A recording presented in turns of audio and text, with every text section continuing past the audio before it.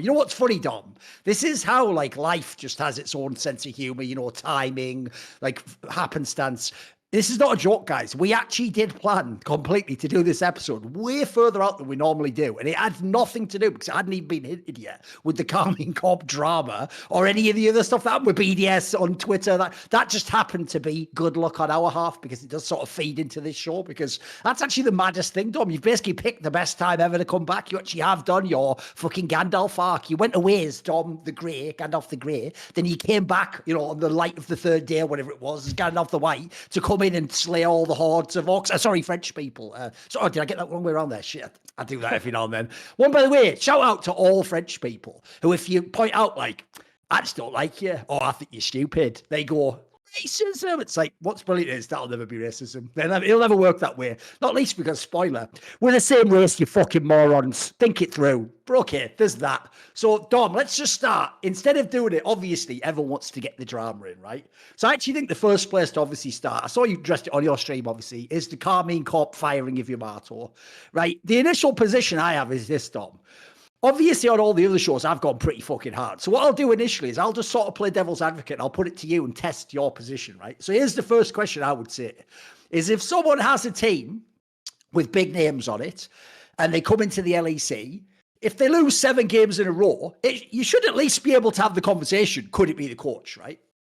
Yeah, you can definitely have the conversation. I just think that in general, if you are going to get a coach in League of Legends that has the history that Yamato Cannon has, you're not looking at a winter split success. You are trying to ramp up over the course of the year. The last times that Yamato has been in LEC, he's got his team to Worlds. He's been able to band-aid problems with the team and find solutions that ended up being core to their success later on in the season when it came to drafts, when it came to like how the team needed to play in order to have any amount of success.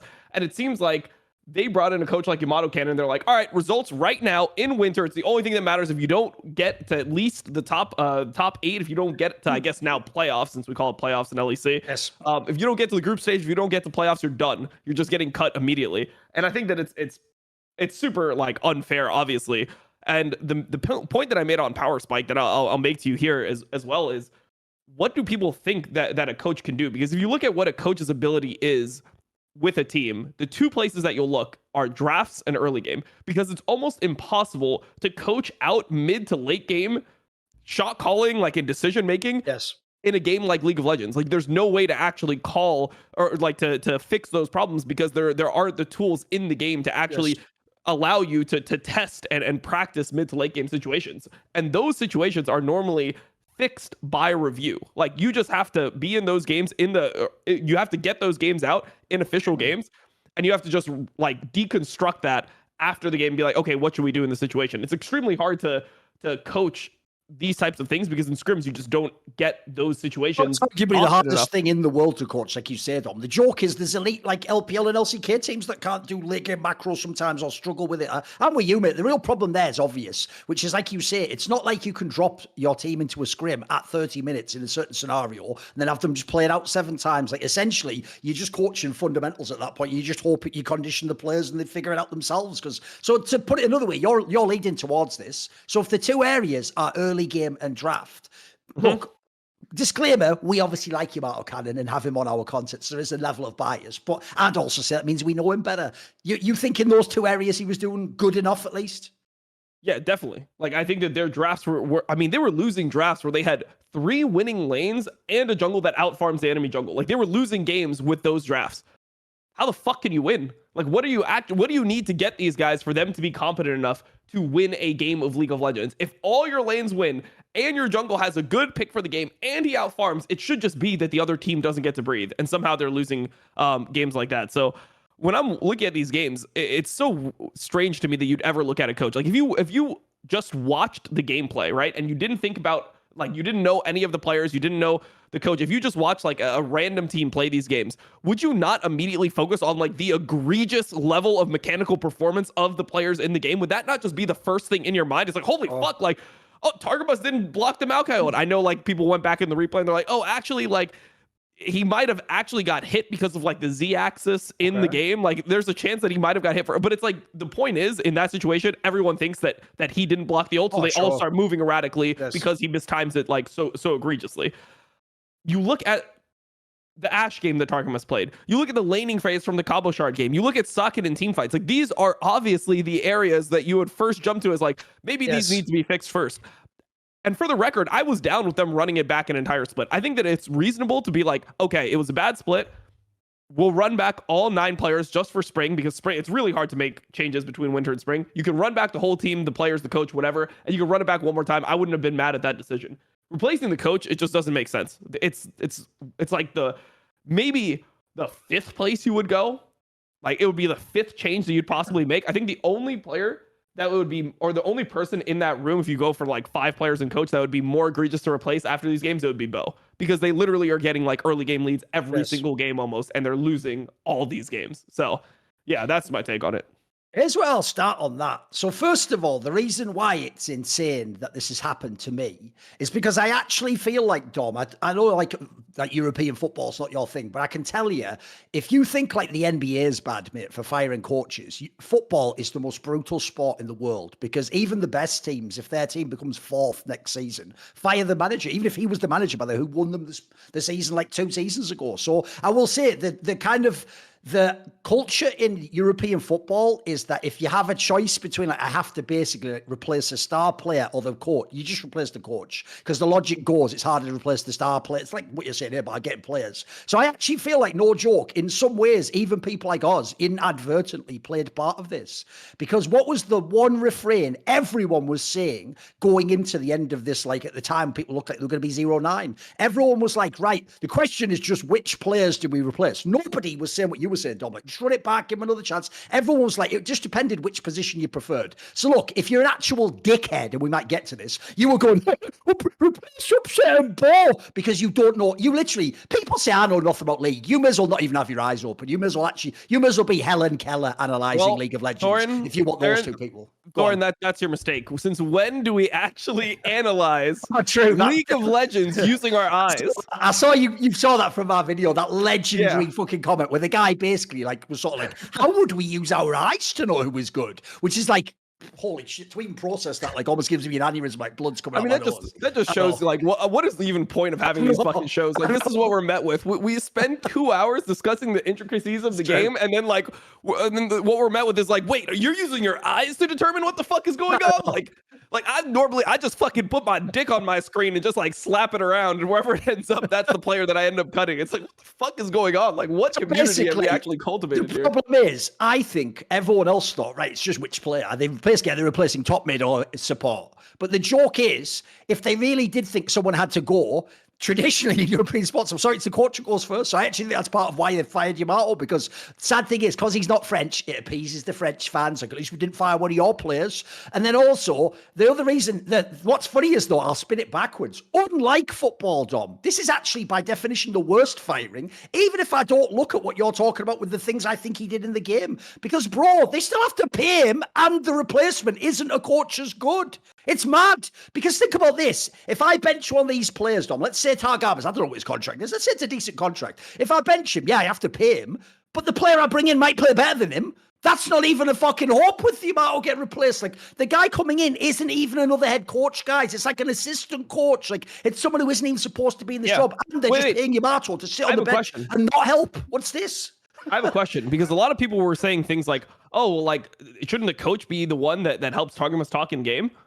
Well, what about the fucking coach that they have right now that coached him in LFL? Like, so that guy, by definition, in your mind, that guy must have failed even harder than Yamato Cannon, because he had a longer period of time at an earlier period, and he did not fix the issue. Like, also, it just doesn't make sense. He can just go to the guy and literally speak to him in French, by the way, guys. Like, so if it's any sort of a comfort issue or culture, it shouldn't have a problem with the Renner guy, whatever his fucking name is, right? No, I'm with you, because the other part to this is this, Dom.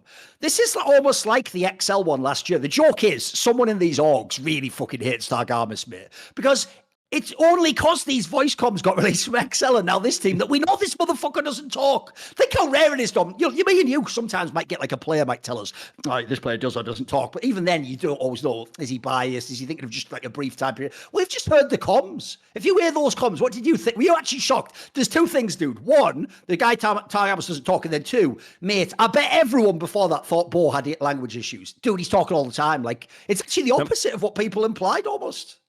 I mean, it was super unnatural to me to watch Targamas play, because like for example, I mean, I've played on all different like types of teams. I obviously played as a pro, and then like recently I even did like a mixed rank tournament. I did the Dantas Invitational, which was a mixed rank tournament that incorporated like plat players, diamond players, challenger players, master players, and we like competed in that.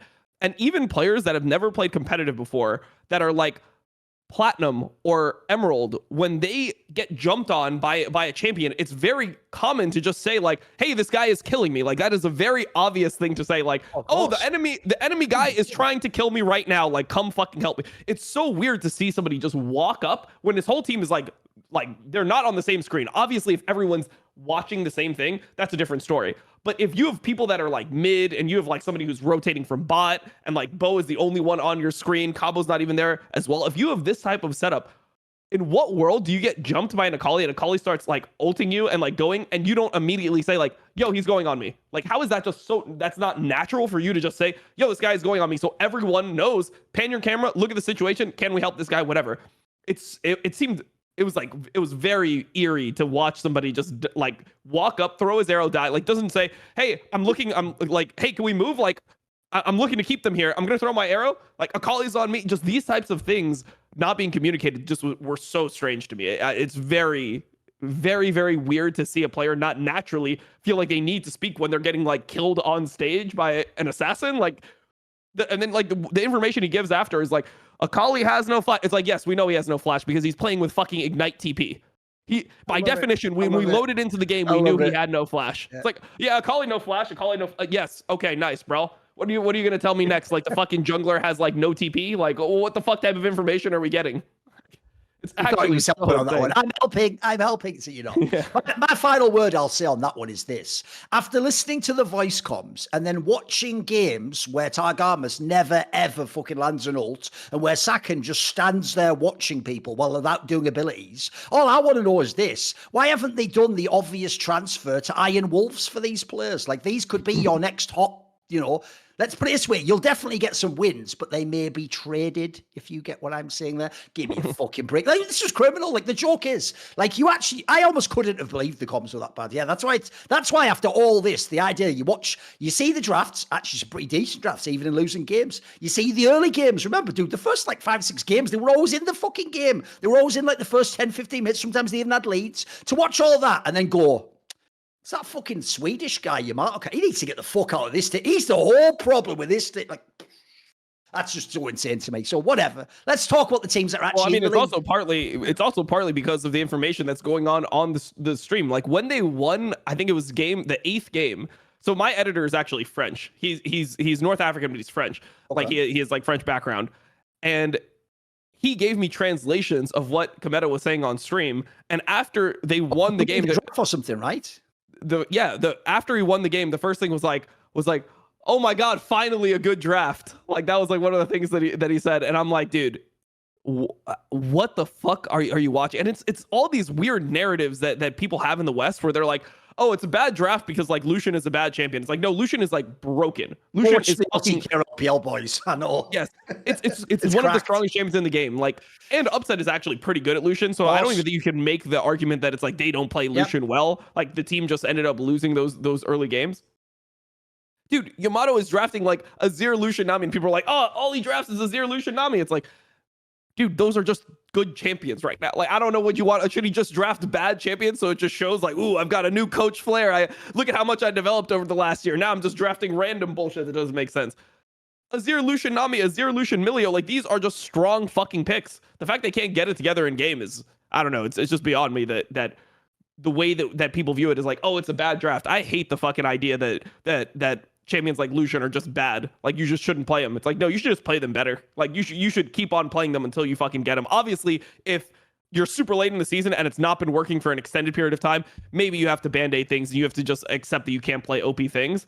But dude, we gotta be playing Azir. We gotta be playing Lucian Nami. Like we have to play a call. Like these are just strong champions in the fucking game. Just fucking play them and don't get so triggered by 1 or 2 losses that you give up on things that are powerful within the game.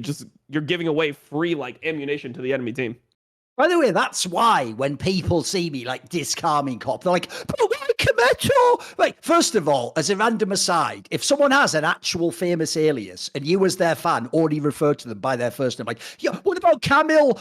Why are you saying that about Camille? And you don't know the guy at all. You are a fucking mark. Like, you are the guy, I assume, where if I go into a back room in your house, there's just every cutout of this guy and a million printouts, everyone, and like a life-size fucking waifu pillow with his face on it that you fuck every night. Like, that's how deranged you are. And then also, as Dom just said, you're all acting like he's like like, oh, he just sits back and does nothing. He's just a chill streamer. It's not his fault. He is literally on his stream in the French language, inciting the fan base that the fucking coach was the reason why the team lost the game. He is doing that on screen. So I don't give a fuck. This guy is one like the owners of the team, guys. Like, that is egregious as fuck. Like, Reggie might be an utter dickhead, but he kept it in the VOD review room, mate. He didn't just come on Twitter like, tell you what, if this fucking Loco keeps fucking up like that, I might just have to take the reins of him.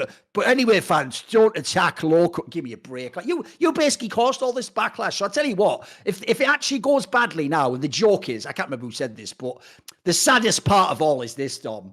I bet actually the joke is because they only played 9 fucking games, even if the next coach is worse, they could trip over and be better than that. Remember, they could have won some of these games even. So, like, I'll bet if they win like 3 games next split, everyone will go, yeah, justified. But the joke is maybe Yamato would have won 6, you morons. You know what I mean? Because I have a vibe that's coming, Dom. It's almost impossible to have a split as bad as this. So if they do better, don't you think everyone's just going to think it was justified? I bet that'll be the angle on it. Yeah, 100%. And that's one of the things that bothers me the most, because it's almost impossible for them to like do worse as a team. So like, let's say they go the same team, aren't they? They've got the experience of these 9 games. It's perfect. Yeah. Yeah, and like they have good play. Like Bo is just trying to figure out how to fucking win games with this team. Yes. If you saw the way that he approached things, it's like, okay, he went like with a Jax versus Xin thing where he like scales better. And then he went to like other ideas where he's like, okay, maybe I need to play something hyper carry like Lilia. Maybe I just play something like a 1v9 on Lilia brand. That didn't work. Then by the end, he's like, okay, I just need to play the strong like early game or the strong junglers right now in the meta like Xin and Maokai. And that ended up working towards the end. The players playing together for longer and having more experience on the LEC stage together is probably going to make them better. Like regardless of coaching, and all of the foundation that was laid by Yamato that might pay off in the future, like it will just be completely credited to the fucking new coach. So if they go like 3-6 or like 4-5 or something next split, and they're at least in groups, people are gonna be like, well, it shows that they're just a better team without Yamato. It's so fucking annoying, because one of the things is like, you don't know what the actual coach is doing behind the scenes. Like that is obviously part of it. But then when you have the things that we could test, like, okay, how are the drafts looking? How does the early game look like? Those are the things that Yamato succeeded on. So if the team gets a couple more wins and the players just visually play better, because I don't think that they'll get more wins and it'll be like suddenly their macro is fucking fixed late game and the players still look horrible individually. I think if they do get more wins, it'll look like how it looked in these last 2 games, where it's like, oh, like nice play by Sa. Oh, Cabochard won a lane for once. Oh, Targamas had a good game on Bard. The players will just play a little bit better, and then they won't just throw the massive advantages that Bo was giving them in the early game. I mean, if you look at any type of stats, KCorp was one of the best early game teams in the LEC. Sure. They were just by far the worst late game team, mid to late game team in the LEC, so they would lose every single lead that they got. Yes. I'll also say as well, I think the other thing that really annoys me about that situation is if you think about this team going into the future splits, it's like there's even a world where, like, okay, I'll give you the angle. You know, Yamato himself, once he knew he'd been fired, did that comment on stream where he basically sort of wink, wink told you, like, before the split, they were doing well in scrims. They were really good, right? People will know I hate people who count scrim books, right? But it's the context that you count them in. What I hate is this, Dom, when you're actually, like, in the table, the 5th best team, but you're like, hey, you should think of me as the 2nd best team because secretly in scrims I dominate. And it's like, yeah, but I don't give a fuck about that. That's irrelevant to this conversation. We're talking about how good are you. I'll tell you what, though, Dom, if you win loads of scrims and you're in the table the worst team, that is the relevant time to tell me you win scrims, because I'll tell you what, the only teams that can do that are like failed teams of good players where it goes wrong. There's no such thing. Like, here's the thing, you know, this Mad Lions team now that kind of like no one expected anything but they sort of did better. There's never been a time ever where a team like that was like, oh, you know, they're a 90% win rate in script. Never happened ever in history. So the point is, it's like the Vitality one last year. This actually implies that the players aren't all total bombs, guys. They can't be, otherwise they could not win all those scrims. Like, so it doesn't mean the team works, but it can't actually be as bad as it is, because I hate the retcon. The retcon's always what kills me. It's not even the analysis. It's when the retcon is like, See, upset was always the worst all the time, always every Yeah. game, including the ones. Well, then why would we ever have hyped him, you cretin? We could all point out when he's bad. You're like, he's never good. So that angle just kills me because, like, it's obvious that the scrim angle means there was something there. I can even see why they wanted to give this team a try. I mean, also just think about how scrims operate. If you've ever played scrims in your life, which none of these fans actually have, but if you've ever actually like competed in your life, you know that the thing that is most transferable from scrims onto stage is early game. So if KCorp has really good early game every single time, you can see why they would win a lot of scrims, because teams play a lot worse mid to late game in scrims than they do on stage. On stage, people are way more passive. They slow the game down. They try to contest vision in normal ways. Whereas in scrims, the way that you get Baron is like one guy gets caught and then you just go to Baron and you get Baron and you win the game. Like that, people are way more loose with the way that they position, with the way that they play around people missing in lanes, TP advantages, all the different things that could happen to like end a game. That all that stuff is way more loose in scrims. So yeah, I mean, I can imagine them winning a lot of scrims because they have the best early game. Like you watch Bo play solo queue, this guy's dropping like 10 to 20 fucking kills every single game in solo queue. Can you not imagine him doing that same shit in a scrim if people are like respecting him slightly less? And then you go on stage versus KCorp and you're like, okay, just don't die to Bo. Just do not die to Bo and we win the game. We'll win the game later on. We have better carry. Just do not die to Bo and we win. And that's what teams do. Like, he'll still get leads, but it's like, it's a 1 or a 2 kill lead. It's not the fucking 7 kill Xin Zhao showing up with the Titanic Hydra at 11 minutes and 1v5ing a fucking Drake fight. So if you watch how they play, it's completely logical. It's not like you watch them play and then you see, like you hear that they win scrims and there's no connection there at all. Like it 100% makes sense that they would win scrims with the way that they look. And then what we'll do is we'll transition now to talk about some of the teams that are still in the LEC by talking about some more drama. So see more cool, funny, interesting clips based on topics from my content? Well, subscribe to this channel then, or, you know, be a pleb and don't.